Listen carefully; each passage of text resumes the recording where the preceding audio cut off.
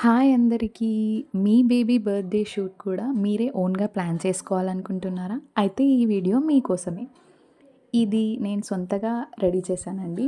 ఈ ONE1 boxes పెట్టి photo తీయడం అనేది ఇప్పుడు ట్రెండ్‌గా ఉంది. సో, దీనికోసం మా పాప ఫార్ములా బాక్సెస్ ఉంటాయి కదా! కార్డ్‌బోర్డ్ డబ్బాలు వాటిని తీసుకున్నాను. వాటి పైన ఉండే లేయర్ ఉంటుంది కదా! ఆ లేయర్‌ని ఇలా కొంచెం గోరుతో గిచ్చి తీసేస్తే క్లియర్‌గా వచ్చేస్తుంది. ఇది పాత డబ్బా యాక్చువల్లీ.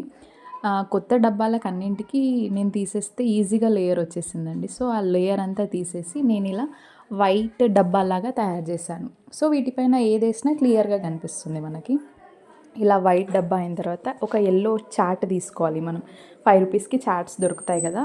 దాంట్లో యెల్లో చార్ట్ తీసుకొని ఇలా ఇలా ఏమంటారు పట్టీలాగా కట్ చేసుకోవాలి. పట్టీలాగా కట్ చేసుకొని 4 సైడ్స్ పేస్ట్ చేయాలండి. పేస్ట్ చేసేసి మిడిల్‌లో లెటర్స్ రాయాలి. ఇక్కడ ఓ లెటర్ రాసాను.